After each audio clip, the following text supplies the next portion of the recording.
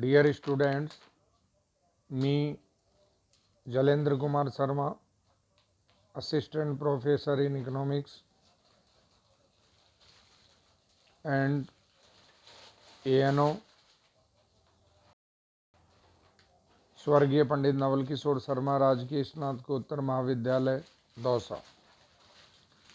प्रिय छात्रों, आज का हमारा जो टॉपिक है, चर्चा का विषय है, वो है भारत में वन्य जीव संरक्षण परियोजनाएं। छात्रों, भारत में वन्य जीवों के संरक्षण के लिए 120 से अधिक राष्ट्रीय उद्यान, 515 वन्य जीव अभयारण्य, 26 आर्द्र भूमि और 18 बायोस्फीयर रिजर्व बनाए गए हैं। इसके अलावा भारत सरकार द्वारा वन्य जीवों के संरक्षण के लिए कई परियोजनाएं चलाई जा रही है।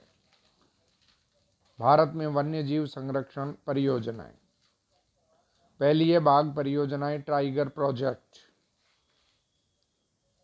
एनिमल प्लेनेट द्वारा किए गए एक सर्वे के अनुसार बाघ दुनिया का सबसे पसंदीदा जानवर है। सन 1969 ईस्वी में अंतर्राष्ट्रीय प्रकृति एवं प्राकृतिक संरक्षण संघ IUCN के 10वें अधिवेशन में यह निर्णय किया गया कि बाघों को संपूर्ण सुरक्षा दी जाए। भारत में पहली बार बाघ गणना वर्ष 1972 में की गई थी। भारत में मध्य प्रदेश को टाइगर राज्य के नाम से जाना जाता है, क्योंकि यहाँ देश के कुल बाघों की संख्या का लगभग 1/3 बाघ अकेले मध्य प्रदेश में पाए जाते हैं। मध्य प्रदेश के वन विहार नेशनल पार्क में सफ़ेद बाघ का संरक्षण किया जा रहा है, जिसका उद्देश्य हम लोगों के दिल में वन्य प्राणियों के लिए स्नेह और जागरूकता बढ़ाना है। इस राष्ट्रीय उद्यान में वन्य प्राणियों को गोद लेने की योजना भी है।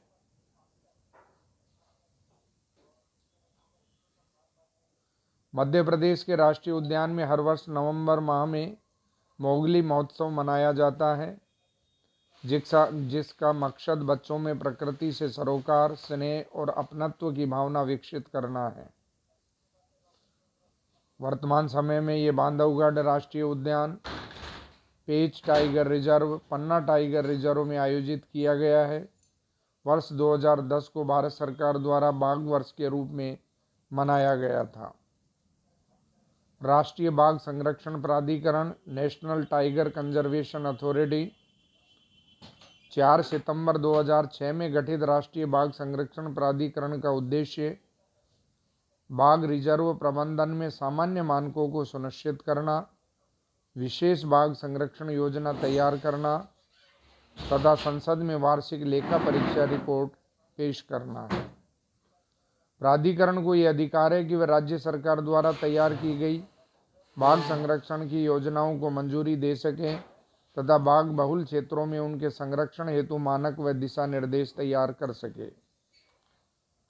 प्राधिकरण बाघों के रहने की बेहतर दशा, उनसे संबंधित पारिस्थितिकी तथा सामाजिक आर्थिक मानदंडों की स्वीकृति प्रदान करता है, ताकि बाघ संरक्षण से स्थानीय लोगों के जीवन यापन व संबद्ध विभागों के हित सुनिश्चित हो सके।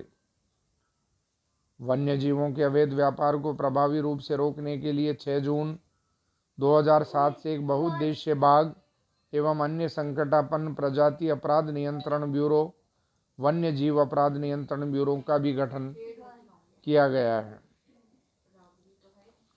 States of tigers in India 2014 बाघ संरक्षण के प्रयासों की सफलता का आकलन करने के साथ बाघों की संख्या तथा उनके पारितंत्र पर नजर रखने के उद्देश्य से राष्ट्रीय बाघ संरक्षण प्राधिकरण NTCA का गठन किया गया है, जो प्रत्येक 4 वर्ष के अंतराल पर बाघों की स्थिति व उनके प्राकृतिक आवास के राष्ट्रीय आकलन करता है। इस आकलन के प्रयोग की जाने वाली कार्यप्रणाली को वर्ष 2005 में टाइगर टास्क फोर्स ने अनुमोदित किया था। इस वैज्ञानिक कार्यप्रणाली पर आधारित बाघों का प्रथम राष्ट्रीय आकलन वर्ष 2006 में किया गया। वर्ष 2006 में देश भर में हुई बाघ गणना के आंकड़े चौंकाने वाले थे, जिसके अनुसार भारत में मात्र 1411 बाघ ही शेष बचे थे। इसके बाद वर्ष 2010 में हुई अखिल भारतीय बाघ गणना में बाघों की संख्या 1411 से बढ़कर के 1706 तक पहुंचने का अनुमान व्यक्त किया गया था। 20 जनवरी 2015 को केंद्रीय पर्यावरण, वन एवं जलवायु परिवर्तन मंत्री प्रकाश जावड़ेकर जी ने states of tigers in India 2014 नामक रिपोर्ट जारी की। इस रिपोर्ट के अनुसार वर्ष 2014 में भारत में बाघों की संख्या 2226 दर्ज की गई है। इस प्रकार पिछले अनुमानों की तुलना में वर्तमान में बाघों की संख्या में 30.5% की वृद्धि दर्ज की गई है। नवीनतम रिपोर्ट के अनुसार कर्नाटक, उत्तराखंड, मध्य प्रदेश, तमिलनाडु तथा केरल में बाघों की संख्या में वृद्धि दर्ज की गई है। राज्यों के संदर्भ में कर्नाटक में बाघों की संख्या सर्वाधिक 406 है। दूसरी वन्यजीव संरक्षण परियोजना है हाथी संरक्षण परियोजना, एलिफेंट कंजर्वेशन प्रोजेक्ट। हाथियों की मौजूदा आबादी को उनके प्राकृतिक आवास स्थलों में दीर्घकालीन जीवन सुनिश्चित करने के लिए पर्याप्त संख्या में हाथियों की आबादी रखने वाले राज्यों में 1992 ईस्वी में गज तमे के नाम से हाथी संरक्षण परियोजना चलाई गई। वर्तमान समय में ये परियोजना 14 राज्यों में चल रही है। हाथियों की संख्या बढ़ाने तथा मानव हाथी संघर्ष को यथासंभव रोकने के प्रयासों पर बल दिया जा रहा है। बाघ परियोजना की अपेक्षा हाथी संरक्षण परियोजना में उद्यानों के लिए बहुत बड़ा क्षेत्र सुरक्षित किया जाता है ताकि हाथियों के स्वतंत्र विचरण में बाधा न हो। इस परियोजना के अंतर्गत 32 हाथी संरक्षण क्षेत्र घोषित किए गए हैं जो 60,000 वर्ग किलोमीटर का क्षेत्रीय विस्तार रखते हैं। इसमें शिवालिक व राजाजी पार्क उत्तराखंड, काजीरंगा असम, देवमाली अरुणाचल प्रदेश, मैसूर कर्नाटक, अन्नामलाई परिम्बिकुलम तमिलनाडु, पेरियार अन्नामुइदी व शांत घाटी केरल, रेयाला आंध्र प्रदेश, लेमरू व बादलखोंड छत्तीसगढ़, वैतरणी व महानदी उड़ीसा आदि प्रमुख है। राजस्थान के जयपुर के आमेर कुंडा गांव में केंद्र व राज्य सरकार की सहायता से एशिया का तीसरा एलिफेंट विलेज बनाया जा रहा है, जिसमें हाथियों के लिए चिकित्सा केंद्र, महावतों के लिए रहने के घर, राइडिंग ट्रैक आदि बनाए गए हैं। इस प्रकार के 2 अन्य विलेज एशिया में श्रीलंका और थाईलैंड में है। देश में पहला हाथी पुनर्वास केंद्र हरियाणा में बनाया जा रहा है। केंद्रीय वन एवं पर्यावरण मंत्रालय द्वारा 22 अक्टूबर 2010 को भारत में हाथियों के भविष्य को सुरक्षित रखने के प्रयासों को बढ़ावा देने के लिए उसे राष्ट्रीय विरासत पशु घोषित कर दिया गया है। हाथी सदियों से भारतीय संस्कृति का अभिन्न अंग रहे हैं, इसलिए अब इन्हें भी बाघों की तरह महत्व दिए जाने की ज़रूरत महसूस की जा रही है। राष्ट्रीय हाथी संरक्षण प्राधिकरण NECA के गठन की दिशा में भी प्रयास किए जा रहे हैं। देश में एशिया के 60% लगभग 25,000 हाथी हैं। 24 मई 2011 को 8 देशों के पर्यावरण मंत्रियों का हाथी 8 मंत्री स्तरीय सम्मेलन नई दिल्ली में संपन्न हुआ था। इस सम्मेलन में भारत के अतिरिक्त Thailand, Tanzania, Sri Lanka, Kenya, Indonesia, Congo गणराज्य आदि देशों के मंत्री सम्मिलित हुए थे। इसलिए अब इन्हें भी बाघों की तरह महत्व दिए जाने की जरूरत महसूस की जा रही है। साथ ही हाथियों के संरक्षण एवं कल्याण के लिए विश्वव्यापी संदेश पहुंचाने हेतु वर्ष 13 में नई दिल्ली में एलिफेंट 50-50 फोरम बनाए जाने की भी सहमति बनी थी। तीसरा है मगरमच्छ संरक्षण परियोजना, क्रोकोडाइल कंजर्वेशन प्रोजेक्ट। 1974 ईस्वी में मगरमच्छ के संरक्षण के लिए ये परियोजना बनाई गई। इस परियोजना के तहत 1978 ईस्वी तक कुल 16 मगरमच्छ प्रजनन केंद्र स्थापित किए गए। मगरमच्छ अभयारण्यों की सर्वाधिक संख्या आंध्र प्रदेश राज्य में है। हैदराबाद में केंद्रीय मगरमच्छ प्रजनन प्रबंधन प्रशिक्षण संस्थान की स्थापना की गई है। चंबल नदी क्षेत्र में घड़ियालों के संरक्षण विकास के लिए एक नया वन्य जीव अभयारण्य बनाया गया है।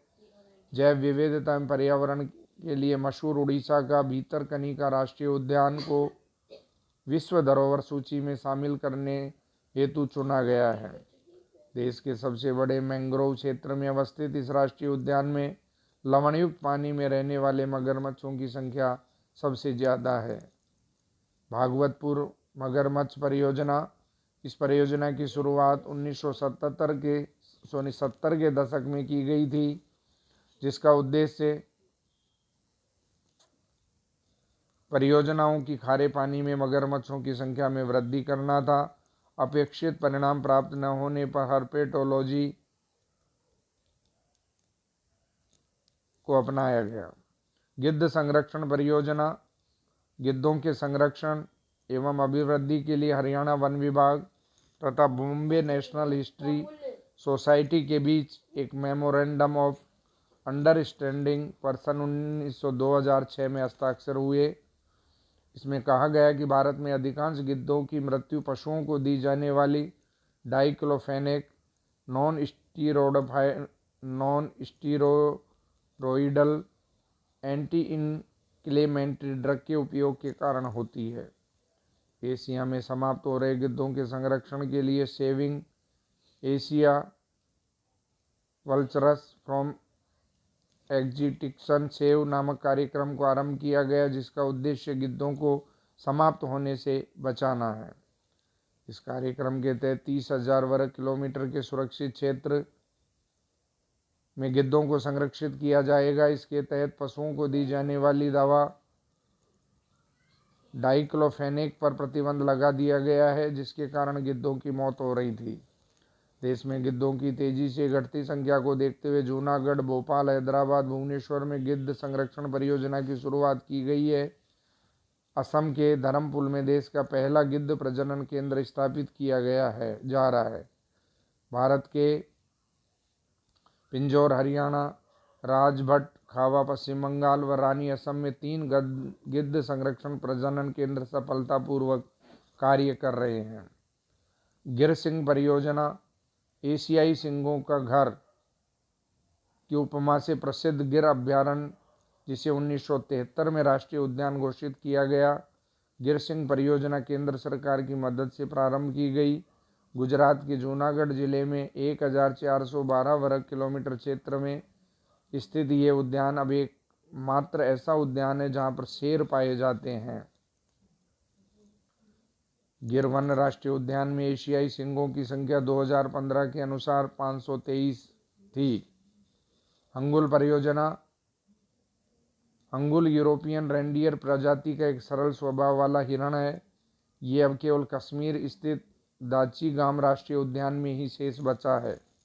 20वीं शताब्दी के प्रारंभ में इनकी संख्या लगभग 5000 थी, परंतु सन 1970 में ये घटकर के मात्र 150 पर आ गई है।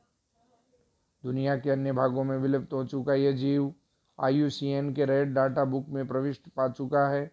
अतः इसे संरक्षित करने एवं इनकी संख्या में प्रसार हेतु सन 1970 में हंगुल परियोजना का शुभारंभ किया गया, जिसके फलस्वरूप इनकी संख्या में कुछ वृद्धि हुई है। कस्तूरी मृग परियोजना, कस्तूरी केवल नर मृग में ही पाई जाती है। कस्तूरी के औषधीय गुण, सुगंध व भारी कीमत के कारण बड़ी संख्या में कस्तूरी मृग मारे जाने के कारण विलुप्त होने के कगार पर पहुंच गया है। फलतः प्राकृतिक संरक्षण के लिए अंतर्राष्ट्रीय संघ के सहयोग से कस्तूरी मृग परियोजना उत्तराखंड के केदारनाथ अभयारण्य में सन 1970 के दशक से आरंभ की गई। कस्तूरी मृग के लिए हिमाचल प्रदेश का शिकारी देवी अभयारण्य, उत्तराखंड का बद्रीनाथ अभयारण्य प्रसिद्ध है।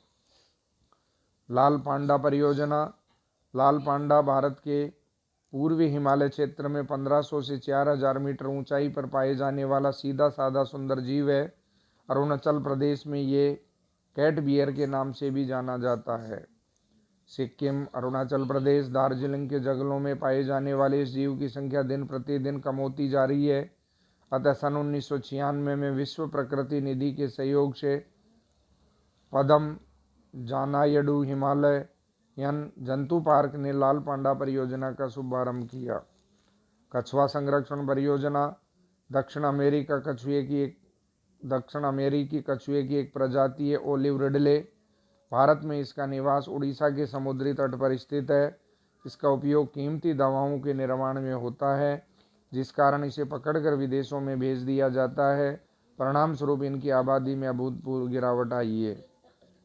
इसकी घटती संख्या को देखते हुए उड़ीसा सरकार ने इनके संरक्षण की योजना का शुभारंभ 1975 में उड़ीसा के कटक जिले के भीतरकनिका अभयारण्य में किया। इस कछुए का प्रजनन स्थल गहीर माथा है, जो दो नदियों के मुहाने के बीच और भीतरकनिका अभयारण्य में स्थित है, जो 3 किलोमीटर लंबा और लगभग 300 मीटर चौड़ा द्वीप है। इस अभयारण्य में मैंग्रोव वन है। गैंडा परियोजना, एक सींग वाले गैंडे केवल भारत में पाए जाते हैं। इसके सींग की अंतर्राष्ट्रीय बाजार में भारी कीमत होती है, क्योंकि उसमें कामोत्तेजनक औषधियाँ बनाई जाती है। अवैध शिकार के कारण गैंडों की संख्या में लगातार कमी होती गई है। अतः इनके संरक्षण के लिए 1987 में गैंडा परियोजना प्रारंभ की गई। गैंडों के लिए असम के मानस अभयारण्य, काजीरंगा उद्यान व पश्चिम बंगाल का जालदा पारा अभयारण्य गैंडों की मुख्य शरण स्थली है। हिम तेंदुआ परियोजना भारत के हिमालय क्षेत्र में पाए जाते हैं। 1972 में IUCN ने हिम तेंदुओं को संकटग्रस्त श्रेणी में रखा गया था। इनके संरक्षण हेतु भारत सरकार द्वारा जनवरी 2009 को हिम तेंदुआ परियोजना की शुरुआत की गई। ये परियोजना भारत के 5 हिमालयी क्षेत्र के राज्यों जम्मू कश्मीर, हिमाचल प्रदेश, अरुणाचल प्रदेश और सिक्किम के उच्च उन्तासों वाले क्षेत्रों में क्रियान्वित की जा रही है। 12वां है गंगा नदी डॉल्फिन संरक्षण। विलुप्त प्राय जीव गंगा डॉल्फिन सोंस को 5 अक्टूबर 2009 को राष्ट्रीय जलीय जीव घोषित किया गया। ये भारत में गहन संकटग्रस्त प्रजातियों के तहत वन्य जीव संरक्षण अधिनियम 1972 की अनुसूची 1 में शामिल है। WWF इंडिया द्वारा सन 1997 से स्थानीय समुदायों के साथ सहयोग के आधार पर गंगा नदी डॉल्फिन के संरक्षण हेतु कार्यक्रम चलाया जा रहा है। इस प्रकार छात्रों, हमने भारत में वन्य जीवों के संरक्षण के लिए चलाई जा रही विभिन्न परियोजनाओं के बारे में संक्षिप्त रूप से चर्चा की है। आगे का अध्ययन हम कल करेंगे।